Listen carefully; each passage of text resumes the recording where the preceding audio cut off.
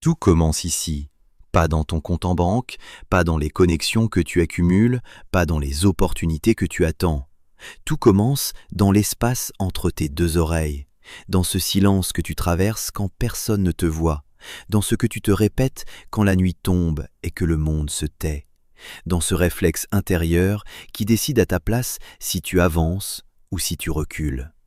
Tu crois choisir ta vie. En réalité, tu réponds à des automatismes, des peurs enfouies, des habitudes mentales héritées, des réflexes émotionnels que tu n'as jamais vraiment examinés. Et tant que tu ne les regardes pas en face, ce sont eux qui tiennent les rênes. Regarde ta vie sans te mentir. Combien de fois as-tu figé alors que tu savais exactement quoi faire ? Combien de fois as-tu reculé d'un pas alors que la porte était grande ouverte devant toi ? Combien de fois as-tu éteint un élan intérieur avec une pensée ordinaire ? Pas maintenant, pas encore, ce n'est pas le bon moment. Ce n'était pas une stratégie, c'était un automatisme, une commande ancienne exécutée sans que tu t'en rendes compte. Pense à cet homme brillant que tu connais peut-être ou que tu es peut-être. Il a tout pour avancer. L'intelligence est là, la vision est là, la volonté semble là. Mais dès qu'il doit se montrer, dès qu'il doit prendre la parole, proposer une idée, signer une décision, quelque chose se referme en lui comme une porte blindée. Son esprit fabrique des films catastrophes en quelques secondes. Il recule, il attend, il se convainc qu'il se prépare encore. 5 ans passent, 10 ans. Il est toujours au même point, pas parce qu'il est incapable, mais parce qu'il n'a jamais appris à cesser d'obéir à sa peur. Tu ne manques pas de potentiel, tu manques de stabilité intérieure. Et cette distinction change tout. Tu t'es peut-être convaincu que l'obstacle est dehors, la concurrence qui s'intensifie, le marché qui se ferme, l'économie qui vacille, les autres qui ont plus de chance. C'est une pensée réconfortante, mais c'est une pensée fausse. Le vrai combat commence bien avant que le monde te teste. Il commence dans la fraction de seconde où une émotion te traverse et où tu décides, consciemment ou non, si tu lui obéis ou si tu choisis autrement. La majorité confond signal et vérité. Quand la peur surgit, il conclut que la situation est réellement dangereuse. Quand le doute monte, il conclut qu'ils ne sont vraiment pas prêts. Quand la tension apparaît, il conclut qu'il faut fuir. Ils ont transformé l'émotion en oracle alors qu'elle n'est qu'un signal biologique, une information du corps, pas une instruction de vie. Ton cerveau est ancien. Il a été façonné pour survivre, pas pour bâtir une vie ambitieuse dans un monde complexe. Il fuit naturellement l'incertitude. Il déteste l'exposition. Il évite le risque comme un réflexe de protection. Ce n'est pas un défaut de caractère, c'est un héritage évolutif. Mais si tu laisses ce système gouverner une existence moderne, financièrement exigeante, tournée vers la création, tu vivras en décalage permanent entre ce que tu pourrais être et ce que tu te permets d'être. La peur n'est pas ton problème. Ton obéissance à la peur l'est. Quand tu cèdes à une émotion, tu lui donnes de la puissance. Elle revient plus vite, parle plus fort, occupe plus de place. Sans que tu t'en rendes compte, ton identité se transforme lentement. Tu deviens quelqu'un qui évite, puis quelqu'un qui hésite par habitude, puis quelqu'un qui regrette en silence. À l'inverse, quand tu ressens une émotion sans lui confier le volant, quelque chose de fondamental se déplace en toi. Tu observes, tu respires, tu choisis. Et dans cet instant précis, même minuscule, ton identité se reprogramme. Ce n'est pas la confiance qui transforme une vie, c'est la capacité d'agir sans attendre de se sentir confiant. Voici une image que je veux que tu gardes avec toi. Une femme devait négocier une augmentation qu'elle savait mériter. La peur était là, réelle, physique. Sa voix portait une légère vibration. Son cœur battait plus vite que d'habitude. Mais elle a parlé quand même. Pas avec un courage de cinéma, simplement avec clarté, avec sa vérité. Elle est sortie de cette salle avec plus d'argent dans son contrat, oui, mais surtout avec quelque chose que personne ne peut lui retirer, le respect d'elle-même. À partir de ce jour, quelque chose a changé dans sa façon d'avancer. Pas parce qu'elle était devenue une autre personne, parce qu'elle avait cessé de laisser la peur signer à sa place. Ce premier chapitre t'enseigne une loi que tu devras relire souvent. Tu ne deviens pas fort le jour où tu ne ressens plus la peur. Tu deviens fort le jour où la peur cesse de décider pour toi. Regarde autour de toi les personnes que tu admires vraiment. Elles sont rarement les plus talentueuses dans leur domaine. Ce sont les plus stables. Celles qui tiennent sous pression sans changer de forme. Celles qui ne s'effondrent pas à la première critique sévère. Celles qui ne redeviennent pas quelqu'un d'autre à chaque échec. La stabilité intérieure est une puissance que l'excitation ne peut jamais imiter. Pose-toi cette question sans détour. Qu'est-ce qui t'arrête vraiment aujourd'hui? Ce n'est pas le manque de temps, tu en perds chaque jour sur des choses qui n'ont aucune valeur. Ce n'est pas le manque d'idées, tu en as probablement trop. Ce n'est pas le manque d'outils, tu sais où les trouver. Ce qui t'arrête, c'est un dialogue intérieur que tu n'as jamais remis en question. Je ne suis pas encore prêt, je ne suis pas assez compétent, je vais échouer, on va me juger, ce n'est pas le bon moment. Ces phrases ne sont pas des vérités, ce sont des scripts anciens, et un script peut être réécrit. Comprends ceci avec précision, ce n'est pas le monde qui limite ton audace, c'est ton interprétation émotionnelle du monde. Tu marches dans la même réalité que d'autres qui avancent pendant que tu hésites. La réalité n'est pas différente, c'est ta lecture intérieure de cette réalité qui l'est. Ce premier chapitre marque le début d'une guerre silencieuse. Toi contre tes automatismes, toi contre ton ancien programme. Et cette guerre ne se gagne pas avec un surplus de motivation, elle se gagne avec de la lucidité. À partir d'aujourd'hui, ton seul travail est simple. Observer avant d'obéir. Sentir avant de réagir. Écouter ce qui monte en toi sans immédiatement lui soumettre. Chaque pause que tu crées entre l'émotion et l'action est un morceau de pouvoir que tu reprends. Tu n'as pas besoin d'éliminer tes peurs. Tu as juste besoin de leur retirer le droit de commander. Demande-toi ce qui serait possible si ton esprit restait stable quand la pression monte, si tu pensais clairement quand les autres paniquent, si tu parlais quand ton cœur s'emballe, si tu décidais quand l'incertitude est totale. Quelle valeur aurait cette vie-là? La vraie confiance n'est jamais spectaculaire. Elle est lente, posée, dense. Elle n'a pas besoin d'impressionner. Elle avance sans se justifier. La majorité des gens cherchent à se rassurer à chaque étape. Les bâtisseurs, eux, cherchent à se structurer. Et cette structure commence ici, dans ta capacité à ne plus être gouverné par ton système émotionnel. Ce chapitre n'est pas un discours pour te faire sentir invincible. C'est un miroir pour te rendre lucide. Tu ne perdras pas ta vie par manque de talent. Tu la perdrais uniquement si tu refuses de reprendre le contrôle de ce qui se passe à l'intérieur. À partir d'ici, chaque fois que tu hésites, pose-toi une seule question. Est-ce que je choisis vraiment ou est-ce que je réagis?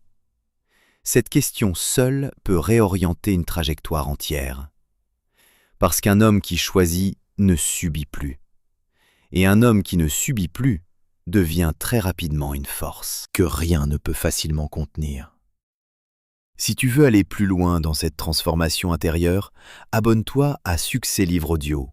Une playlist complète t'attend dans la description pour continuer ce travail. La majorité des gens ne se trahit pas par de grandes défaillances visibles. Elle se trahit par de petites négligences répétées, des promesses non tenues dans le silence, des décisions indéfiniment reportées, des engagements intérieurs piétinés sans témoin. Je commence lundi, je m'y mets après les vacances, je reprendrai à la rentrée. À force de ces petits reculs, l'esprit apprend quelque chose de dévastateur. Ta parole n'a pas de valeur, et un esprit qui ne croit plus en ta parole ne te respectera jamais profondément. La confiance en soi ne naît pas d'un discours inspirant un dimanche soir, elle naît d'un historique. Un historique de décisions suivies d'actes, un historique de promesses tenues, surtout quand personne ne regarde et que rien ne t'y oblige. Imagine deux hommes qui décident de se lever plus tôt chaque matin pour travailler sur ce qui compte vraiment. Le premier repousse l'alarme le premier jour. Il se trouve une raison brillante.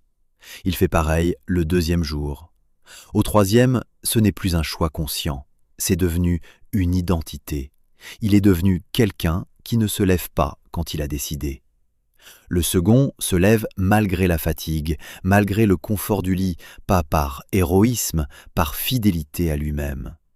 3 mois plus tard, il ne doute plus de sa capacité à tenir. Il ne doute plus parce qu'il a des preuves. Tu ne doutes pas parce que tu es fondamentalement faible. Tu doutes parce que tu t'es habitué à ne pas te tenir. Chaque fois que tu te trahis, tu crées une fissure invisible dans ton fondement intérieur. Chaque fois que tu tiens ta parole, tu poses une pierre. Ton futur dépend entièrement de l'accumulation invisible de ces pierres, posées une par une, dans le silence et sans applaudissements. Personne ne devient solide par hasard, on le devient par répétition. Beaucoup cherchent la discipline comme on cherche une émotion. Ils attendent le déclic, la vague de motivation, l'envie soudaine d'agir. Ils confondent la discipline avec l'excitation. La discipline ne ressent rien, elle exécute. Tu n'as pas besoin de te sentir prêt, tu dois juste devenir prévisible pour toi-même, fiable dans ton propre système intérieur.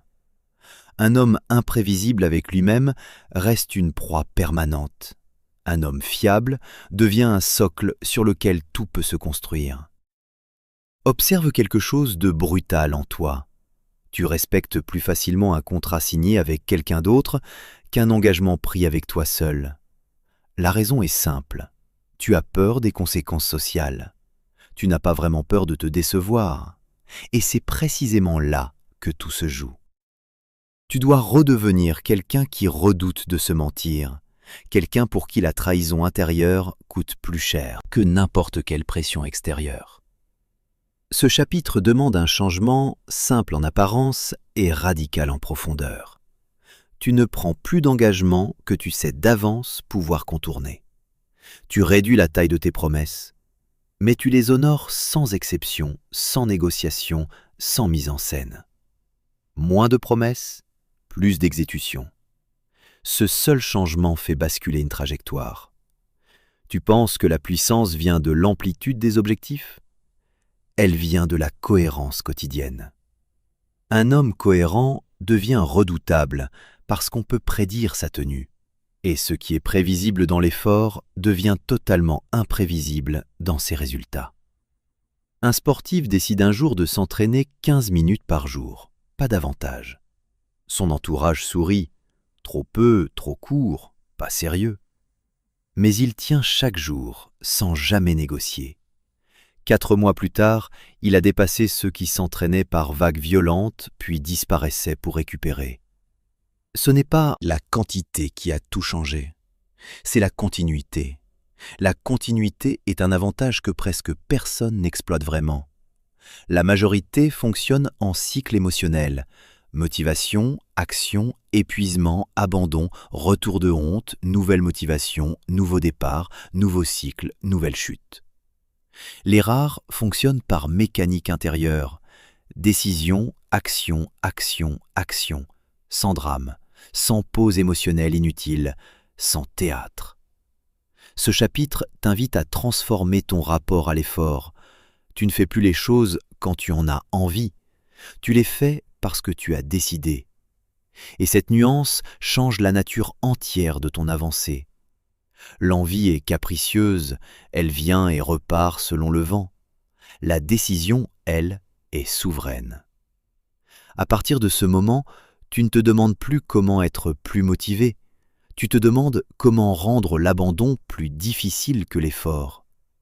Tu simplifies les choix qui comptent, tu automatises l'essentiel, tu réduis les négociations internes au minimum.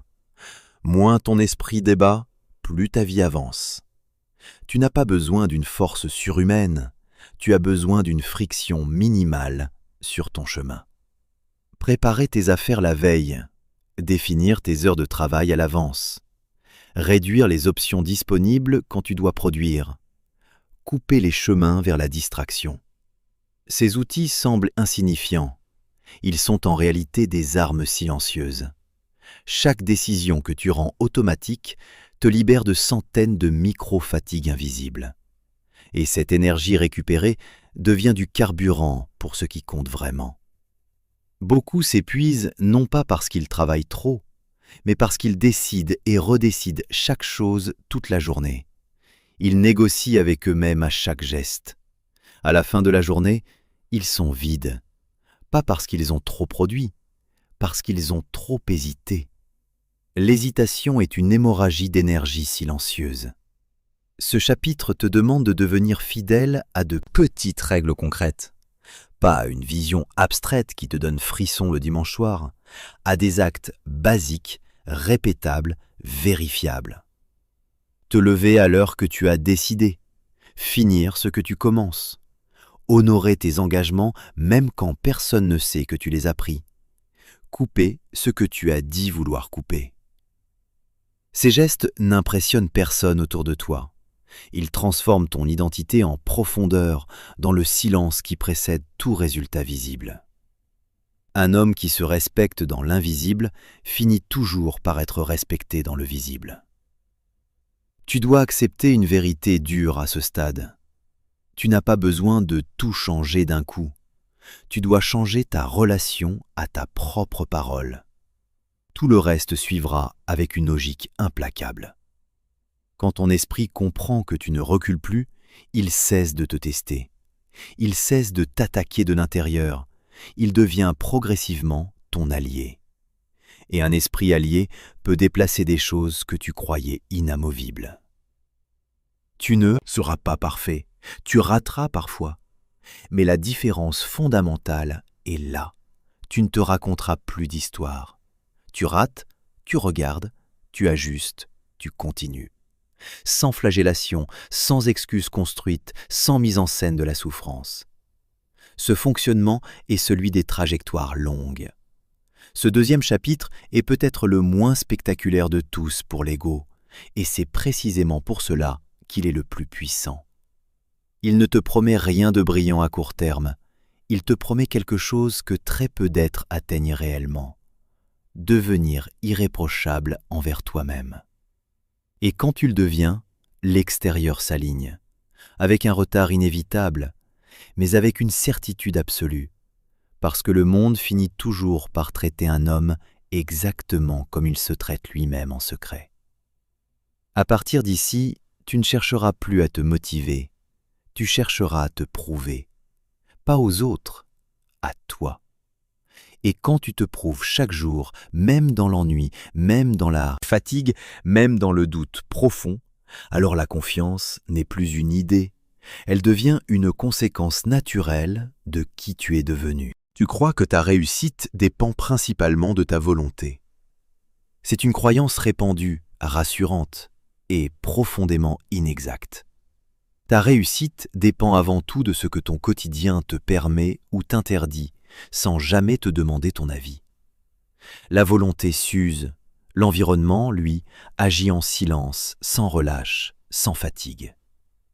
Regarde ta journée depuis le début, ce que tu vois en premier le matin, ce que tu entends dans les premières heures, ce que tu consommes, ce que tu touches, ce qui remplit tes yeux et tes oreilles. Tout cela te programme, que tu le veuilles ou non. La majorité des gens tentent de devenir solides dans un cadre qui les affaiblit. Ils veulent de la rigueur dans le chaos, de la concentration dans le bruit permanent, de la clarté dans la saturation d'informations inutiles. Ils luttent, ils forcent, ils s'épuisent. Et au bout du compte, ils concluent qu'ils manquent de discipline.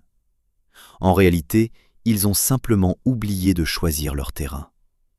Un homme voulait reprendre le contrôle de son temps et de sa concentration. Il travaillait dans la pièce principale de son appartement, entouré de bruit, de notifications, d'écrans allumés en permanence. Il luttait contre lui-même, chaque heure. Un jour, il a fait une seule chose. Il a transformé un coin oublié de son espace en zone de travail épurée. Une table sobre, une chaise, un carnet, rien d'autre en vue. En quelques jours, sa capacité à produire a changé radicalement. Il n'était pas devenu plus discipliné, il avait cessé de placer des obstacles invisibles sur son propre chemin. Ton environnement est un partenaire silencieux. Il travaille soit pour toi, soit contre toi, à chaque heure de ta journée. Tu ne peux pas demander à ton cerveau de résister indéfiniment à ce que tu places sous ses yeux. Il finit toujours par céder. Ce n'est pas une faiblesse morale, c'est de la biologie fondamentale.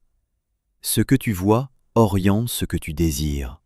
Ce que tu entends façonne ce que tu crois possible. Ce que tu fréquentes détermine ce que tu considères normal. Tu veux changer de trajectoire ? Commence par changer ce qui nourrit ton esprit, heure par heure. Beaucoup rêvent d'un destin différent tout en maintenant des habitudes identiques. C'est mathématiquement impossible. L'avenir est la somme des répétitions, jamais la récompense des souhaits. Tu ressembles fatalement à ce que tu fréquentes régulièrement. Si tu fréquentes le bruit, tu deviens dispersé. Si tu fréquentes la plainte, tu deviens passif. Si tu fréquentes l'exigence, tu deviens solide. L'environnement n'élève pas par discours, il élève par pression constante et silencieuse. Tu veux devenir quelqu'un de précis ? Installe-toi dans des espaces précis. Tu veux devenir quelqu'un de calme ? Construis des rythmes calmes autour de toi. Tu veux développer une pensée orientée vers la construction ? Entoure-toi de personnes qui traitent les obstacles comme des informations, pas comme des condamnations. Beaucoup restent figés parce qu'ils vivent immergés dans des discours qui rétrécissent la vision. Des discours pauvres en responsabilité, pauvres en perspective, pauvres en possibilités réelles. On parle toujours de ce qui manque, jamais de ce qui se construit. On analyse les blocages sans jamais regarder les leviers. Un jeune homme gagnait correctement sa vie, mais stagnait intérieurement. Autour de lui, chaque conversation devenait un réquisitoire. Contre les patrons, contre le système, contre l'économie, contre les autres. Il se croyait différent de son entourage. Mais ses résultats ne bougeaient pas. Un jour, par une série de circonstances, il a commencé à fréquenter des personnes différentes. Pas des personnes parfaites, des personnes qui parlaient d'opportunités saisies, d'erreurs assumées, d'actions concrètes. 3 ans plus tard, il ne pensait plus pareil, il ne parlait plus pareil, sa vie ne fonctionnait plus pareil. Il n'avait pas changé de cerveau, il avait changé l'air qu'il respirait chaque jour. L'air que tu respires conditionne ta pensée bien plus que tu ne le mesures. L'environnement, ce n'est pas uniquement les personnes qui t'entourent, c'est aussi tout ce que tu consommes, les informations que tu laisses entrer, les images que tu regardes, les contenus que tu absorbes, les réseaux qui remplissent tes moments de pause. Si tu passes des heures à te nourrir de drames, d'excès, de peurs, de moqueries et de comparaisons stériles, ne t'étonne pas de porter un esprit tendu, méfiant, agité. Ton cerveau ne distingue pas ce que tu vis de ce que tu regardes avec intensité. Il enregistre tout comme expérience réelle. Tu nourris ton esprit à chaque heure. La seule question qui compte est celle-ci. Avec quoi ? Si tu nourris la comparaison, tu récoltes l'envie destructrice. Si tu nourris la colère, tu récoltes l'agitation permanente. Si tu nourris la construction, tu récoltes la lucidité. Tu ne peux pas devenir puissant dans un environnement qui t'anesthésie progressivement. Ce chapitre demande une décision nette et non négociable. Tu dois redevenir l'architecte conscient de ton cadre de vie. Ce que tu laisses entrer, ce que tu refuses résolument, ce que tu rends difficile d'accès, ce que tu rends évident et immédiatement disponible. Tu veux lire davantage ? Laisse des livres à portée de main, visibles, ouverts. Tu veux t'entraîner avec régularité ? Laisse ton matériel prêt la veille. Tu veux produire davantage ? Coupe les raccourcis vers le divertissement qui ne t'apporte rien. L'homme puissant ne dépend pas uniquement de sa volonté, il dépend de ses systèmes. Les systèmes gagnent là où la motivation capitule. Tu ne seras pas discipliné chaque jour de ta vie, mais tu peux construire un cadre qui agit même quand tu es épuisé, même quand tu n'as plus envie de rien. C'est cela l'intelligence stratégique appliquée à ta propre existence. Beaucoup cherchent une transformation intérieure profonde, sans jamais toucher à leur environnement extérieur. Ils veulent changer sans déplacer quoi que ce soit autour d'eux. Or, ce qui traîne dans ta vie te façonne chaque jour avec plus de force que ce que tu affirmes vouloir devenir. L'environnement, c'est aussi ton rapport au temps. Ton emploi du temps est un territoire. Si tu le laisses ouvert au hasard, le hasard en prendra possession. Si tu le structures, tu reprends le contrôle de ta trajectoire. Un agenda entièrement flou n'est que rarement un signe de liberté. C'est souvent un signe de dérive silencieuse. Quand tout est vague, l'énergie se disperse en tous sens. Quand tout est cadré, l'énergie se concentre là où elle produit quelque chose de réel. Tu n'as pas besoin d'un planning rigide à la minute près. Tu as besoin d'un rythme non négociable. Certaines heures sont sacrées pour l'effort, pour la réflexion, pour la création. Tout le reste s'organise autour de ces piliers. Ce chapitre t'invite à cesser d'être un homme courageux dans un cadre médiocre pour devenir un stratège dans un espace exigeant. Tu ne dois plus te demander si tu es assez fort. Tu dois te demander si ton environnement te rend plus fort ou plus faible chaque jour qui passe. Parce qu'au bout de 2 ans, l'environnement gagne toujours contre la simple intention. Les hommes qui réussissent durablement ne sont pas ceux qui possèdent le plus de volonté. Ce sont ceux qui ont le mieux réduit la part du hasard dans leur quotidien. Ils ont moins de tentations à combattre, moins de décisions inutiles à prendre, moins de fatigue mentale accumulée. Et cette économie d'énergie fait toute la différence sur 10 ans. Tu veux changer de trajectoire réellement ? Commence par déplacer les murs autour de toi. Les murs physiques, les murs relationnels, les murs mentaux hérités. Tu n'as pas besoin de convaincre qui que ce soit. Tu dois reconfigurer. Ce chapitre marque un virage stratégique. Jusqu'ici, tu t'es renforcé de l'intérieur. Maintenant, tu adaptes le monde autour pour qu'il cesse de te freiner. À partir de là, tu ne lutteras plus seul contre tes faiblesses dans un cadre hostile. Le cadre deviendra ton allié naturel. Et quand ton cadre devient ton allié, ta progression cesse d'être héroïque, elle devient inévitable. L'effort commence enfin à payer sans te vider l'âme. Parce que tu n'avances plus contre ton monde, tu avances avec lui. Et un homme qui avance avec son monde devient très difficile à arrêter. Plus tu progresses, plus tu gagnes en compétences, plus tu deviens visible, plus les résultats se manifestent. Et c'est précisément là que le danger change de nature. Ce n'est plus la peur qui cherche à te freiner, c'est la satisfaction qui tente de t'endormir. Au début, l'ego alimentait ton doute. Maintenant, il veut t'installer dans un confort qui ressemble à de la confiance, mais qui est en réalité une cage dorée. Il te murmure que tu as déjà compris ce que les autres n'ont pas encore saisi, que tu mérites de souffler, que tu peux relâcher sans perdre. Et si tu l'écoutes, tu bascules sans t'en rendre compte du constructeur au gardien de ton image. La vraie confiance est silencieuse. Elle n'a besoin d'être entendue par personne. L'ego, lui, exige une audience.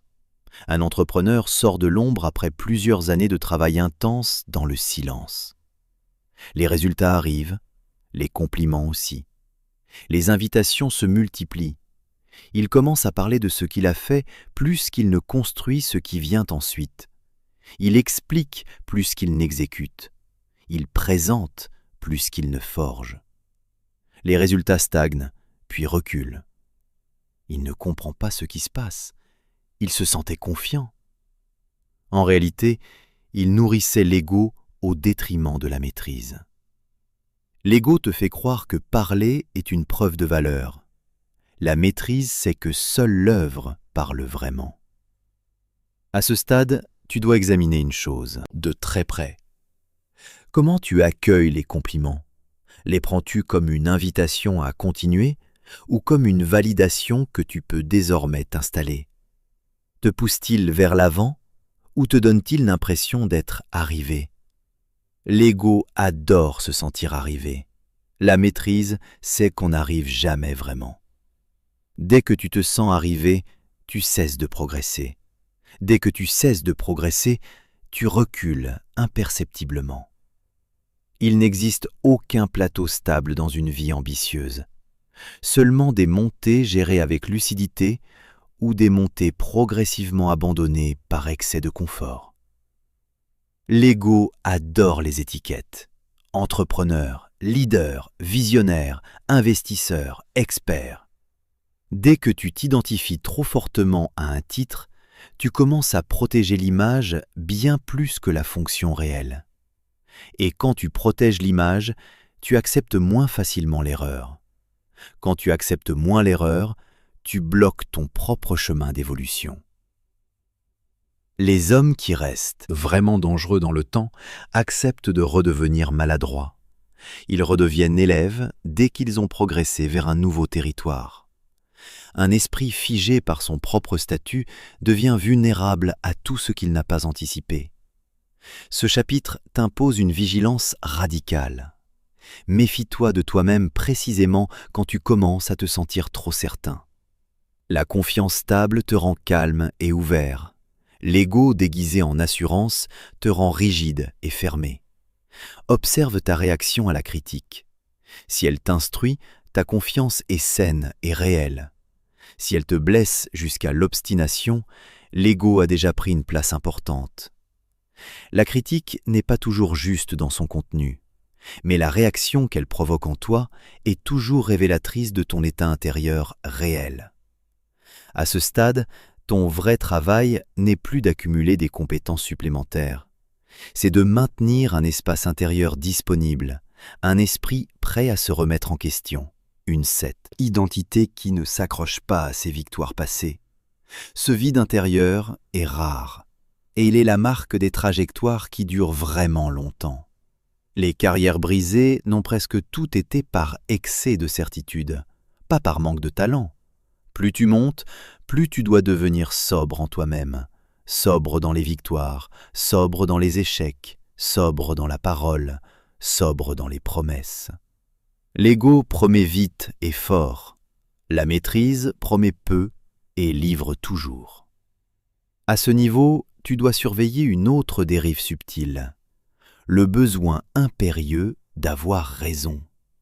Quand tu veux avoir raison plus que tu ne veux progresser, tu as déjà choisi ton camp, celui du confort intellectuel plutôt que celui de l'évolution réelle.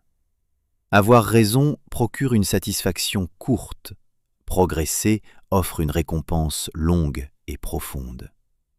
Le monde est rempli de personnes qui avaient raison trop tôt et qui ont disparu trop vite parce qu'elles ont cessé de se remettre en question. Ce chapitre t'invite à rester affamé dans l'abondance, curieux dans la réussite, étudiant dans la reconnaissance. Ce sont les seuls états qui protègent de la pétrification intérieure. Tu n'as rien à défendre, tu as tout à affiner. Tu n'as rien à prouver définitivement, tu as tout à approfondir continuellement. Le danger à ce stade n'est plus l'échec, c'est la suffisance. La suffisance te rend prévisible, et tout ce qui est prévisible devient attaquable. Un homme qui reste volontairement apprenant devient impossible à enfermer dans une case. Tu dois aussi comprendre que l'ego se nourrit de comparaisons, les classements, les chiffres, les statuts, les positions relatives. Dès que tu entres dans ce jeu, tu sors du tien. Tu avances sur le terrain défini par les autres et tu perds ta ligne. Ton seul vrai adversaire réel, c'est la version de toi qui se satisfait trop tôt.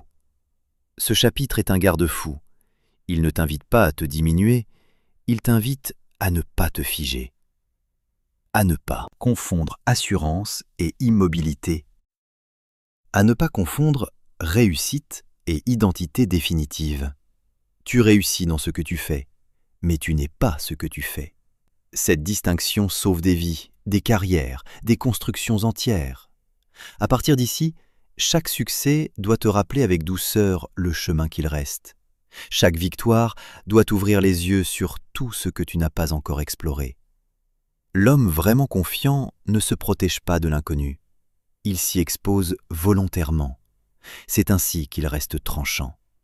Si tu gardes cet esprit vivant en toi, tu peux avancer très loin sans que ton propre reflet ne devienne ton plafond.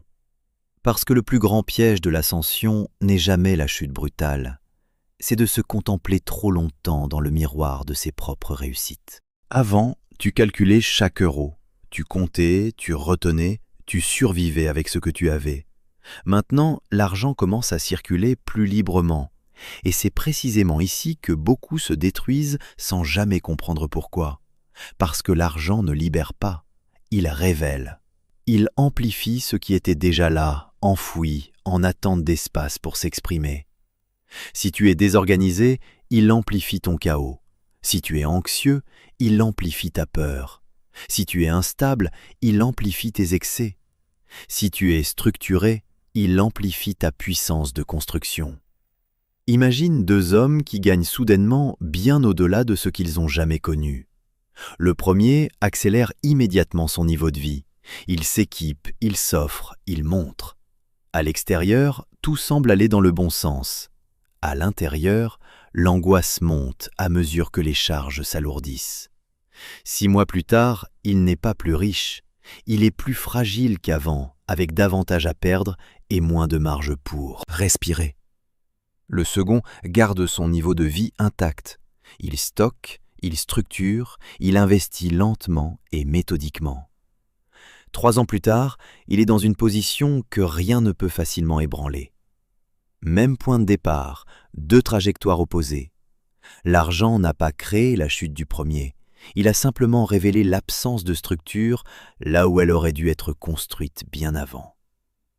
Ce chapitre ne parle pas du montant que tu gagnes, il parle de ce que tu fais avec ce que tu gagnes, de ta relation réelle à l'abondance, de ce que tu fais quand la peur du manque commence à perdre de son emprise sur toi. Beaucoup ne savent pas vivre sans l'épée de Damoclès au-dessus de la tête. La peur les a tellement structurés pendant des années qu'ils continuent à fonctionner comme si tout pouvait s'effondrer demain. Alors ils consomment vite pour se rassurer. Ils sécurisent mal parce qu'ils réagissent plutôt qu'ils ne planifient. Ils s'agitent sans direction. La peur change de masque avec l'argent, mais elle reste au volant. Tu dois comprendre ceci avec une précision absolue. L'argent est un amplificateur de rythme. Si tu vas vite sans système, tu vas vite dans le mur. Si tu avances lentement avec un système solide, tu te diriges lentement mais sûrement vers une domination silencieuse. L'argent respecte la patience. Il punit la précipitation avec une régularité implacable. À ce niveau, tu dois construire 3 piliers fondamentaux: la réserve, la clarté et la discipline. La réserve te donne de l'air quand la pression monte. La clarté te donne une direction quand les tentations se multiplient. La discipline te donne la durée quand l'euphorie voudrait tout accélérer. Sans réserve, tu paniques au premier imprévu.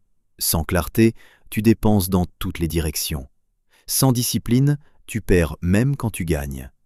Observe ton réflexe quand l'argent touche tes mains. Est-ce que tu te rassures immédiatement en dépensant? Est-ce que tu montres pour prouver quelque chose? Est-ce que tu caches par honte ou par peur d'être mal jugé? Chaque geste financier est une confession psychologique. Tu ne gères jamais simplement de l'argent, tu gères toujours ta relation profonde à la sécurité. Et cette relation porte souvent les cicatrices du passé. Certains dépensent pour se sentir forts enfin, d'autres pour se sentir normaux parmi les leurs, d'autres encore pour se sentir aimés ou libres. Très peu dépensent de façon véritablement stratégique. La majorité utilise l'argent comme un anesthésiant. Les bâtisseurs l'utilisent comme un levier de construction. À ce stade, tu dois apprendre à ralentir volontairement quand les chiffres montent, ralentir tes décisions importantes, ralentir tes engagements financiers, ralentir tes promesses faites dans l'enthousiasme. Tu dois devenir plus froid au moment précis où tout t'invite à t'emballer. L'euphorie est un piège plus traître que la peur. La peur freine et te protège parfois. L'euphorie, elle, te rend aveugle à ce qui devrait pourtant être évident. Tu dois aussi transformer ton rapport à la perte. Avant, perdre te terrifiait au point de te paralyser. Maintenant, tu dois apprendre à perdre consciemment, à risquer sans trembler, mais avec mesure, avec des limites définies avant même de commencer. Un homme que la peur de perdre paralyse ne gagnera jamais vraiment grand. Un homme qui accepte de perdre sans se dissoudre devient redoutable. Mais accepter de perdre ne signifie pas jouer à l'aveugle. Cela signifie mesurer. Mesurer le risque réel, mesurer l'impact possible, mesurer le pire scénario, mesurer la sortie avant d'entrer. Ce chapitre t'apprend que l'argent exige un sang-froid supérieur à celui que demandait la pauvreté. La pauvreté t'a appris à survivre, l'abondance t'apprend à maîtriser. Ce sont deux écoles radicalement différentes, et très peu de personnes réussissent la transition entre les deux sans perdre leur axe. L'honnêteté aussi devient plus difficile avec l'argent. Il est facile de se raconter que c'est une récompense méritée, que tu compenses des années de frustration et de sacrifice. Tout cela est parfois vrai. Mais si tu t'en contentes, tu arrêtes de construire. La richesse sans construction devient une anesthésie progressive. Tu dois donc poser une règle simple et non négociable. Chaque ressource qui entre doit soit renforcer ta réserve, soit renforcer ta capacité à produire davantage. Tout ce qui n'entre dans aucune de ces deux catégories mérite d'être examiné avec sérieux. Ce n'est pas une règle d'avarice, c'est une règle de souveraineté. Un souverain pense en territoire construit, pas en plaisir consommé. L'argent t'oblige aussi à redéfinir la nature de tes liens. Ceux qui t'aimaient quand tu n'avais rien, ceux qui te respectent quand tu gagnes, ceux qui te flattent quand tu dépenses. Tu dois apprendre à sentir la différence sans devenir dur, mais sans devenir naïf non plus. L'argent révèle la véritable nature des liens qui t'entourent. Et il révèle aussi la tienne propre. À ce niveau, tu dois également apprendre à laisser l'argent travailler plus que toi. Ce n'est plus uniquement toi qui dois courir après chaque opportunité. Ce sont tes systèmes qui doivent le faire. Tes structures, tes investissements, tes créations qui continuent d'exister même quand tu t'arrêtes. Tu passes d'un monde fondé sur l'effort pur à un monde fondé sur l'ingénierie patiente. Si tu continues à te définir uniquement par l'effort, alors que l'abondance est là, tu mourras épuisé dans une vie pourtant riche en apparence. Ce chapitre est un basculement. Tu ne travailles plus uniquement pour gagner, tu commences à travailler pour ne plus jamais perdre ton axe intérieur quand tu gagnes. Et c'est ici que se joue la différence entre les riches nerveux et les riches souverains. Les premiers vivent sous tension permanente. Les seconds vivent sous autorité intérieure calme. À partir de maintenant, l'argent ne doit plus jamais dicter ton état intérieur, ni quand il entre, ni quand il sort. S'il te rend arrogant à son arrivée, tu as déjà perdu quelque chose d'essentiel. S'il te rend peureux à sa sortie, tu es encore prisonnier de l'ancienne version de toi. Quand l'argent entre dans une structure calme et préparée, il devient un outil de construction massive. Quand il entre dans un esprit agité et sans direction, il devient un accélérateur de chute. Ce ne sont pas tes revenus qui te rendent libre, c'est la façon dont tu restes libre quand les revenus arrivent. Et très peu d'êtres apprennent cela avant d'avoir tout risqué une première fois et tout perdu temporairement. Toi, tu viens de l'apprendre avant. Tant que tu étais discret, tu étais dans une forme de liberté naturelle. Tu pouvais essayer, te tromper, recommencer sans que personne ne comptabilise vraiment. Maintenant que tu avances, que tu montes, que les résultats se voient, quelque chose se transforme autour de toi.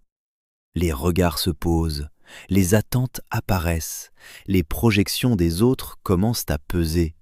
Et si tu n'y prends pas garde, tu passeras imperceptiblement d'un homme qui avance librement à un homme qui performe pour un public. Le regard des autres est subtil dans sa mécanique. Il n'ordonne rien ouvertement, il oriente. Au début, c'est flatteur, on te complimente, on te demande conseil, on parle de toi en bien, tu te sens reconnu. Et sans même t'en rendre compte, tu ajustes légèrement ton comportement à chaque interaction. Tu fais un peu moins ce qui dérange, un peu plus ce qui plaît. Ce n'est pas visible de l'extérieur, c'est progressif, presque imperceptible. Mais à la fin, ce n'est plus toi qui avance, c'est ton image qui avance à ta place. Un créateur construit sa réussite dans la discrétion pendant des années. Puis le succès arrive avec son cortège d'abonnés, d'avis, d'attentes formulées ou silencieuses. Il commence à adapter ce qu'il crée pour correspondre à ce qu'il a déjà construit. Il cesse de risquer les tournants inattendus. Il entre dans la répétition de ce qui a été applaudi. Ses résultats stagnent, son esprit aussi. Il n'est pas tombé, il s'est figé sous le poids du regard. Le regard peut être un moteur, il peut aussi devenir une prison. Tant que tu agis à partir de ta propre vision, tu restes vif et imprévisible. Quand tu agis pour rester cohérent avec ce que les autres attendent de toi, tu deviens prévisible. Et tout ce qui est prévisible est remplaçable. Le regard des autres agit sur 3 leviers invisibles et puissants. La peur de décevoir ceux qui croient en toi, le besoin d'être validé pour continuer, l'angoisse d'être mal jugé par ceux que tu respectes. Ces 3 leviers peuvent contrôler un homme extrêmement intelligent sans jamais le contraindre ouvertement. Tu n'obéis pas à un ordre, tu anticipes. Tu te censures avant même qu'on te critique, tu te modifies avant même qu'on t'attaque, tu te listes avant même qu'on te conteste. Et c'est ainsi que l'homme fort devient acceptable, puis fade, puis interchangeable avec d'autres. Le monde ne brise pas les hommes solides frontalement, il les adoucit progressivement. La vraie indépendance commence le jour où tu peux déplaire sans trembler intérieurement, où tu peux être mal compris sans ressentir le besoin immédiat de te justifier, où tu peux être critiqué sans te rétrécir pour rentrer dans le moule qu'on t'impose. Si ton identité profonde dépend de l'approbation des autres, ta trajectoire dépendra toujours de l'humeur de la foule. Or, la foule n'a jamais construit un destin. Elle l'observe ou elle le détruit. À ce niveau, tu dois apprendre à gérer quelque chose de délicat, la jalousie que tu reçois sans l'avoir cherchée. Quand tu montes, certaines personnes changent autour de toi sans le dire explicitement. Elles deviennent froides, ironiques, distantes sans raison apparente. Non pas parce que tu as changé en mal, mais parce que ta progression les met face à leur propre immobilité. La jalousie est souvent une douleur muette qui cherche une sortie. Tu ne peux ni la guérir, ni l'éviter entièrement. Tu peux seulement l'anticiper intérieurement et ne pas la laisser peser sur tes choix. Beaucoup ralentissent inconsciemment pour ne pas provoquer ce malaise, pour rester acceptables dans leur groupe, pour ne pas se retrouver seuls sur un chemin que personne autour d'eux ne comprend encore. Et sans s'en rendre compte, ils sacrifient leur trajectoire profonde pour préserver une paix qui n'est en réalité qu'artificielle. Il n'existe pas de paix durable dans la trahison de soi. À ce stade, tu dois accepter une vérité coûteuse et nécessaire. Plus tu montes, plus tu dois choisir entre cohérence intérieure et appartenance confortable. Entre rester loyal à ta vision, rester à l'aise dans un groupe qui n'évolue pas. Tu ne peux pas maintenir les deux très longtemps sans perdre quelque chose d'essentiel. Le regard des autres est aussi dangereux quand il est positif. Les louanges, l'admiration, les encouragements excessifs, tout cela nourrit l'ego plus vite que tu ne le perçois. Tu veux continuer à être aimé ainsi? Alors tu reproduis ce qui a été applaudi. Tu cesses d'explorer les territoires inconnus.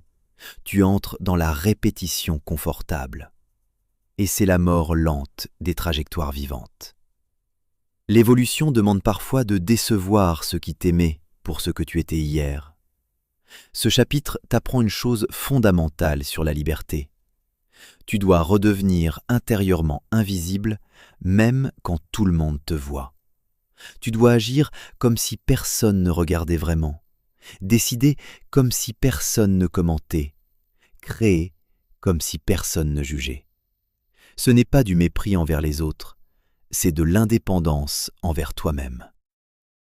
Tu peux écouter les avis avec attention, mais tu ne dois plus obéir au regard. Un homme libre n'est pas celui que personne ne regarde, c'est celui que le regard ne déplace plus de sa ligne. Tu dois également surveiller ton besoin de reconnaissance, même léger, même subtil dans ses manifestations. Dès que tu fais quelque chose principalement pour être reconnu, tu perds une partie de ton pouvoir décisionnel. Tu remets ton axe dans les mains d'autrui. Tu construis non plus à partir de ton centre, mais à partir d'un miroir. Et un miroir ne montre jamais la profondeur de ce que tu es capable de bâtir. Les grandes décisions sont rarement applaudies au moment où elles sont prises. Elles sont applaudies lorsque leurs effets deviennent indéniables aux yeux de tous. Si tu attends l'applaudissement pour décider, tu décideras toujours trop tard et trop prudemment. Le regard aime le confort du déjà connu.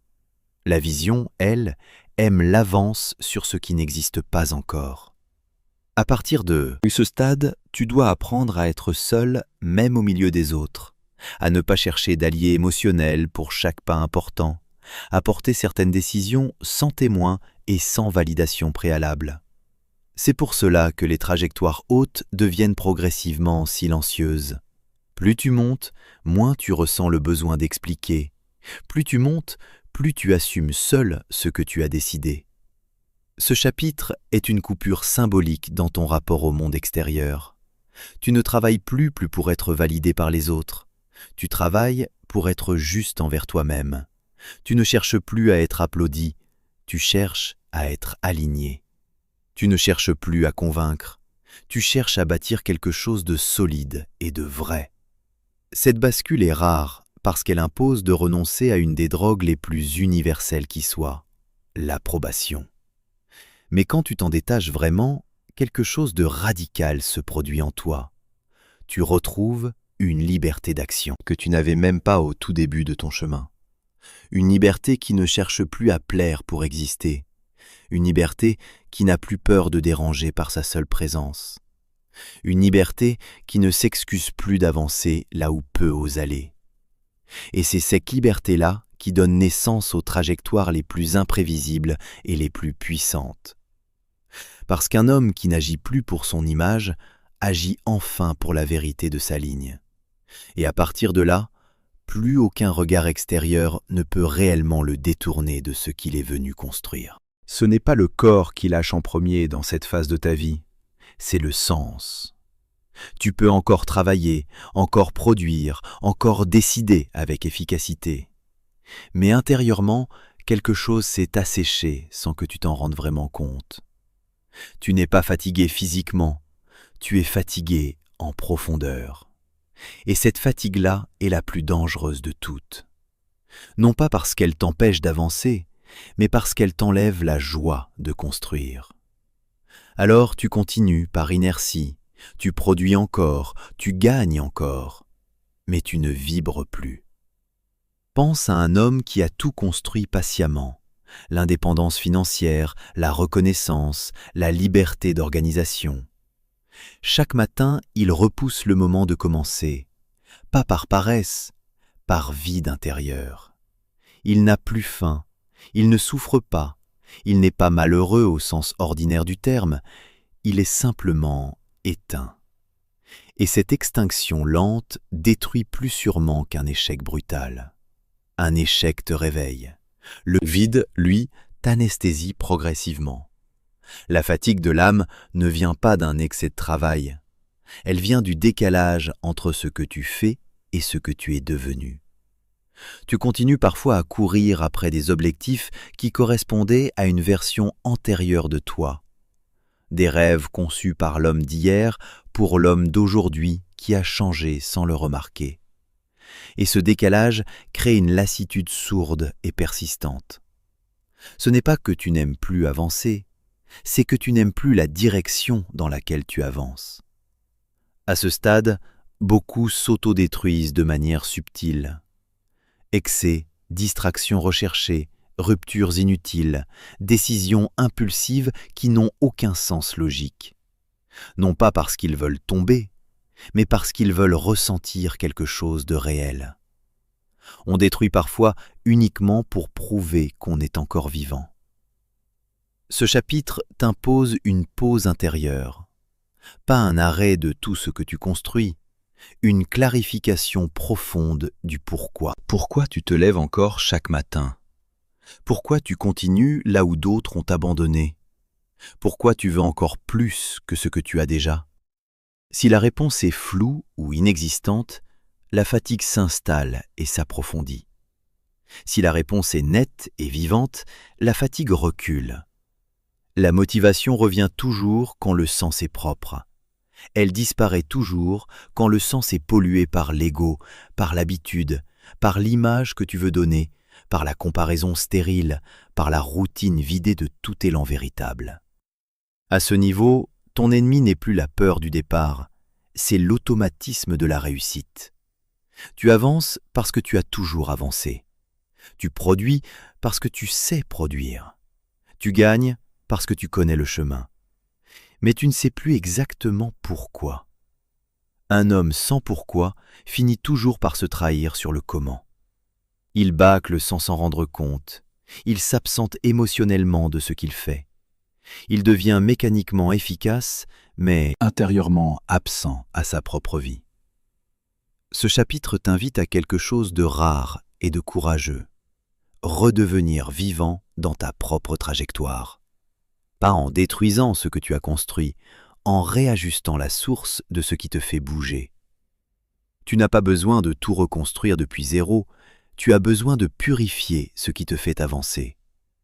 Le feu ne revient pas par la quantité d'actions supplémentaires, il revient par l'alignement entre ce que tu fais et ce que tu es vraiment devenu. À ce stade, tu dois apprendre à alterner tension et espace, travail exigeant et silence choisi, construction intense et respiration profonde sans culpabilité. Si tu restes en permanence sous pression maximale, tu deviens dur comme du bois mort. Si tu ne respires jamais vraiment, tu perds la sensibilité qui te permet de créer quelque chose de vivant. Et un bâtisseur sans sensibilité finit par devenir un simple opérateur, efficace mais creux. Le vide n'est pas une perte de performance, il est un régénérateur de clarté intérieure. La fatigue de l'âme vient souvent d'un excès de contrôle exercé sur tout. Tu veux tout maîtriser, tout sécuriser, tout anticiper. Et en faisant cela, tu étouffes ta propre spontanéité, ton propre étonnement face au monde, ton propre jeu intérieur. Or, sans jeu intérieur, la réussite devient une prison aux barreaux dorés. Tu dois réintroduire de l'espace dans ta vie, du silence, de l'inutile apparent, de l'inattendu. Pas pour fuir ce que tu construis, pour te rappeler que tu es vivant au-delà de tes résultats. Tu dois aussi cesser de te définir uniquement par ce que tu produis. Tu es plus vaste que tes chiffres, plus profond que tes derniers résultats, plus ancien que tes succès récents. Si tu te réduis à ton rendement, tu t'assèches lentement. Un fleuve qui ne vit que pour irriguer finit par disparaître lui-même. La fatigue invisible est un signal noble quand tu sais l'interpréter. Elle te dit que tu es prêt pour un autre étage de maturité. Pas un étage de performance supplémentaire, un étage de conscience. Tu n'as plus besoin de prouver à la même intensité qu'avant. Tu as besoin de ressentir juste. Et ressentir juste n'est pas devenir faible, c'est devenir précis à l'intérieur de ta propre vie. À ce niveau, les grandes questions reviennent, pas dans le bruit de l'action, dans le calme que tu auras enfin accepté. Qu'est-ce que je veux vraiment transmettre? Qu'est-ce que je refuse désormais de sacrifier pour avancer? Qu'est-ce que je ne suis plus prêt à payer, même pour gagner davantage? Ces questions ne te font pas perdre de l'argent. Elles t'empêchent de perdre quelque chose de bien plus précieux. Beaucoup d'hommes gagnent tout et se perdent eux-mêmes dans le processus. D'autres perdent parfois et se retrouvent. Le second groupe est toujours plus redoutable sur le long terme. Parce qu'un homme qui se retrouve sait exactement pourquoi il avance. Ce chapitre marque un point de bascule rare dans une trajectoire. Tu ne construis plus uniquement ta réussite extérieure, tu commences à construire ta paix à l'intérieur de cette réussite. Tu ne veux plus seulement monter, tu veux durer sans t'éteindre en chemin. Et cette exigence-là est infiniment plus haute que celle de la simple performance mesurable. Si tu traverses ce passage sans fuir dans le plaisir ou t'anesthésier dans l'agitation, tu accèdes à une force nouvelle, une force qui n'a plus besoin de pousser pour avancer, elle attire naturellement. Une présence qui ne s'impose plus, elle s'installe. Et à partir de ce moment, tu n'es plus seulement un homme qui monte, tu deviens un homme qui rayonne sans se consumer dans sa propre lumière. Il arrive un moment dans une trajectoire où tu n'as plus vraiment de problèmes urgents à résoudre, plus de survie, plus de panique, plus de chaos apparent à gérer. Tout est en place, les ressources circulent, les systèmes fonctionnent, le rythme est établi. Et c'est précisément là que beaucoup meurent intérieurement sans jamais tomber extérieurement. Ce moment porte un nom, c'est le point zéro. Plus de tension visible, plus d'urgence qui te tire du lit, plus d'ennemis clairement identifiables. Autrefois, tu avançais pour sortir du manque, puis pour bâtir quelque chose de concret, puis pour prouver ce que tu valais, puis pour durer. Maintenant, plus rien ne te menace vraiment. Et sans menace, l'esprit peut s'éteindre progressivement, doucement. It hurt good, more than I can say. But maybe love isn't holding on. Maybe it's knowing when to walk away. We try to hold what we're slipping through, like sand running from our hands. Every promise started losing shape. We couldn't be what we once planned. Your eyes would look right through mine, like you were already gone. We stayed too long in a fading light, trying to prove we still. It hurt good, more than I can say. But maybe love isn't holding on. Maybe it's knowing when to walk away.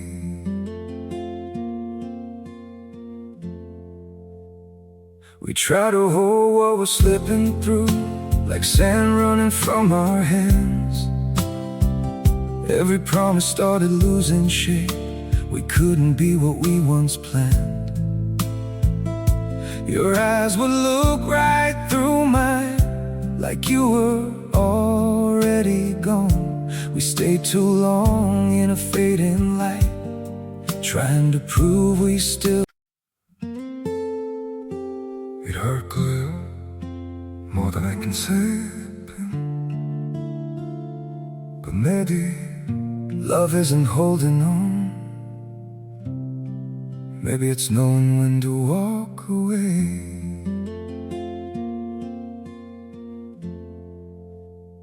We try to hold what we're slipping through, like sand running from our hands. Every promise started losing shape. Sans bruit. Un homme atteint tout ce qu'il s'était fixé comme horizon. Le niveau de vie voulu, l'indépendance cherchée, le respect gagné. Autour de lui, tout est calme, trop calme. Il n'a plus rien à conquérir qui l'oblige vraiment. Il se lève chaque matin sans feu intérieur. Il n'est pas triste, il n'est pas malheureux au sens classique du terme, il est vide de poussée. Il ne chute pas, il s'immobilise. Et l'immobilisation prolongée est plus mortelle que n'importe quel échec. L'échec te réveille en sursaut. L'immobilisation t'endort en souriant. Le point zéro est un luxe dangereux parce qu'il ne fait pas mal. Il n'y a plus d'urgence pour te réveiller, plus de murs à traverser, plus de pression extérieure pour t'obliger à bouger. Et sans pression, tu peux te dissoudre dans le confort de ce que tu as déjà bâti.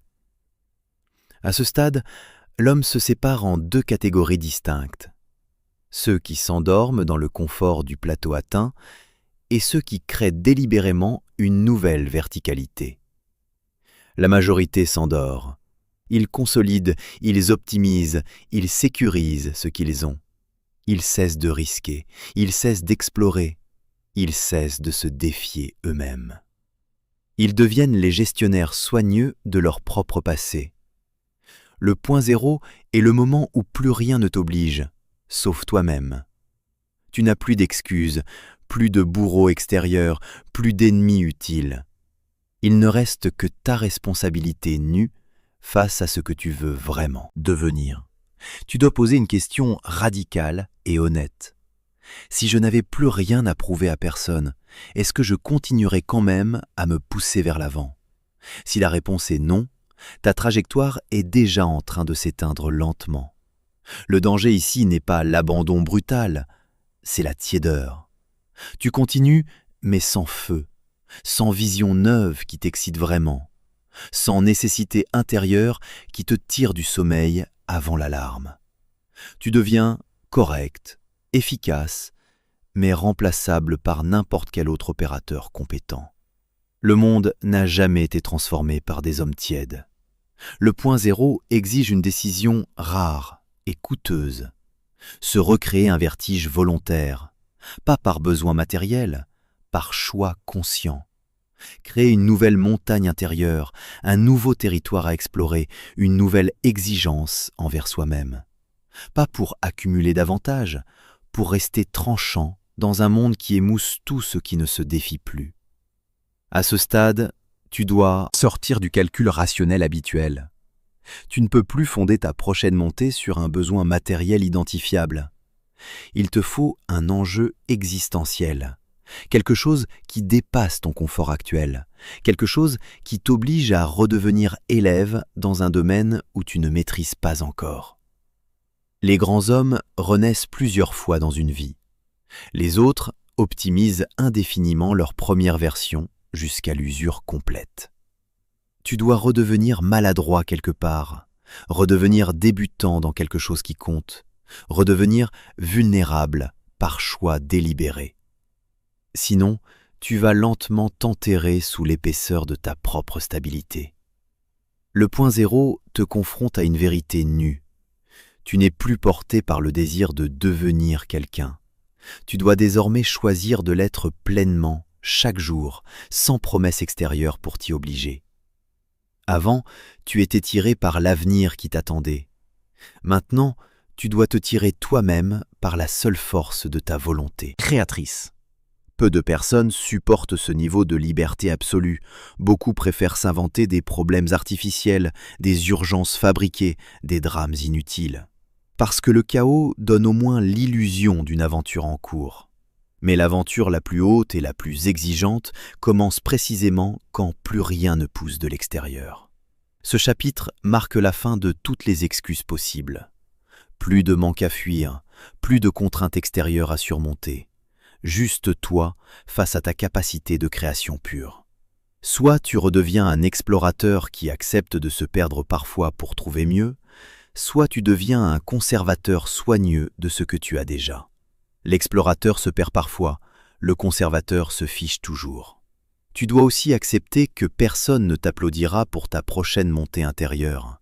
Elle sera silencieuse, invisible aux yeux du monde. Et pourtant, elle décidera de tout ce que tu laisseras derrière toi. Tu ne seras plus porté par l'admiration des autres. Tu le seras par la justesse de ce que tu choisis d'être. Le point zéro est l'endroit où l'homme cesse d'être un survivant habile. Il devient un créateur conscient. Et cette bascule est la plus exigeante de toutes parce que tu n'as plus rien à fuir. Tu as seulement quelque chose d'immense à devenir. Tu n'es plus dans la survie, tu n'es plus dans la conquête, tu n'es plus dans la démonstration de ce que tu vaux. Tu entres dans l'influence réelle. Et l'influence réelle ne se mesure pas en audience, en abonnés, en chiffres de portée. Elle se mesure en transformation. Combien d'êtres se redressent parce que tu tiens droit? Combien osent parce que tu oses sobrement? Combien ralentissent leur propre chute parce que tu refuses de tricher? La véritable influence n'est jamais spectaculaire en surface.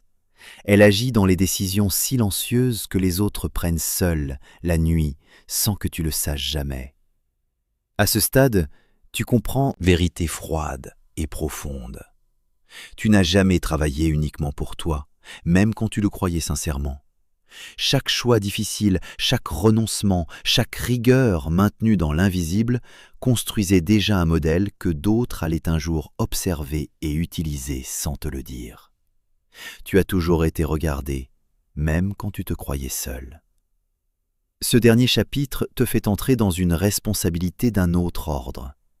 Tu ne peux plus te permettre certaines lâchetés, certaines bassesses, certaines distractions.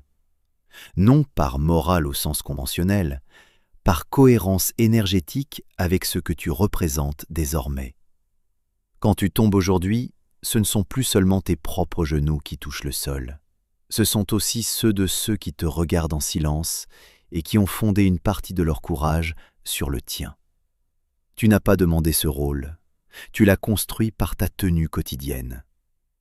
L'erreur à ce niveau serait de vouloir devenir exemplaire au sens parfait du terme. L'exemplarité est souvent un masque qui finit par étouffer. Tu n'as pas à être parfait, tu dois rester vrai.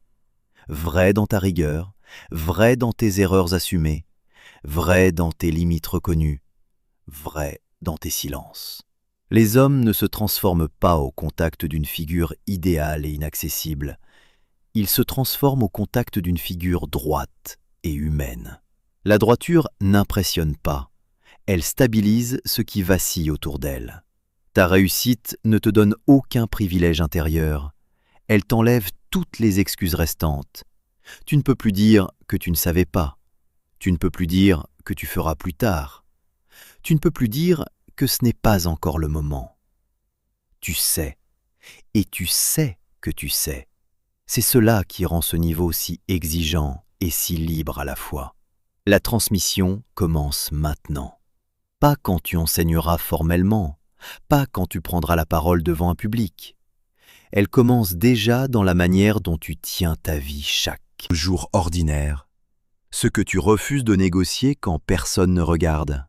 Ce que tu refuses de salir quand tu pourrais le faire sans conséquences visibles. Ce que tu refuses de trahir, même quand ce serait plus confortable. C'est cela que les autres absorbent sans que tu prononces un seul mot. Tu n'as pas besoin de discours pour transmettre ce qui compte vraiment. Ta tenue suffit. À ce niveau, tu peux tout faire, et c'est précisément pour cela que tu dois choisir avec une précision extrême. Le pouvoir te permet de faire le mal sans conséquences immédiates visibles. Et c'est ce point précis qui révèle définitivement l'homme. Beaucoup gagnent leur liberté, peu gagnent la noblesse d'en être dignes. Être digne de ta liberté, c'est ne pas t'en servir pour écraser ce qui est plus petit. C'est ne pas t'en servir pour jouir sans conscience de ce que tu consommes. C'est ne pas t'en servir pour fuir ce qui t'incombe vraiment. Un homme libre qui fuit devient dangereux pour l'eau lui-même. Un homme libre qui assume devient rare et précieux pour le monde. La dernière ascension ne concerne plus ta réussite mesurable. Elle concerne ta hauteur intérieure face à ta propre puissance. Tu n'es plus là pour accumuler sans fin. Tu es là pour orienter avec conscience. Où va ton énergie chaque jour? Où va ton argent? Où va ton temps? Où va ton attention profonde? Ces 4 flux déterminent ton héritage réel, qu'il soit voulu ou construit par accident. Tu peux construire un monde qui rend les autres dépendants de toi ou un monde qui les rend souverains d'eux-mêmes. Tu peux produire de la peur autour de toi ou de la clarté. Tu peux nourrir le bruit ou structurer le silence fertile. C'est maintenant que tout se joue pour de vrai et pour longtemps. Ce livre ne t'a jamais parlé d'objectifs, comme on parle à quelqu'un qui a besoin d'être convaincu. Il ne t'a pas promis des raccourcis vers une vie sans friction. Il t'a guidé à travers des seuils que très peu acceptent de traverser consciemment et complètement. Tu as appris à ne plus obéir à tes peurs comme à des oracles, à tenir ta parole même dans le silence et l'absence de témoins, à choisir ton environnement comme on choisit le terrain sur lequel on construit, à déjouer l'ego quand il se déguise en assurance, à structurer ta relation à l'argent avant qu'il ne révèle tes failles, à survivre au regard des autres sans te laisser orienter par lui, à traverser la fatigue de l'âme sans fuir dans la destruction, à te recréer au point zéro quand plus rien ne t'oblige, et enfin, à porter ta puissance avec la calme sobriété de celui qui sait ce qu'il représente. Tu n'es plus un homme en recherche de lui-même, tu es devenu un homme en position. Mais ce que tu fais de cette position t'appartient entièrement et irrémédiablement. Tu peux devenir un poids pour le monde ou une colonne sur laquelle certains s'appuient. Tu peux devenir un exemple de dureté froide ou un exemple de stabilité chaude. Tu peux devenir un écho de plus dans le bruit ambiant ou une source dans un paysage asséché. Tout ce que tu as construit jusqu'ici n'avait qu'un seul but réel, t'emmener assez loin pour que tes actes comptent au-delà de ta seule personne. À partir de maintenant, chaque jour est un choix silencieux entre deux destins. Celui de l'homme puissant qui consomme sa puissance pour lui seul, et celui de l'homme puissant qui structure quelque chose qui lui survit. Le premier est facile pendant un temps, le second transforme durablement ce qu'il touche. Tu n'as plus besoin de prouver, tu as besoin d'incarner, et ce que tu incarnes dépasse déjà ton seul nom. Si ce livre a éveillé quelque chose de stable et de vivant en toi, alors cette trajectoire ne fait que commencer. Abonne-toi à Succès Livre Audio pour continuer ce travail en profondeur. La prochaine étape t'attend déjà.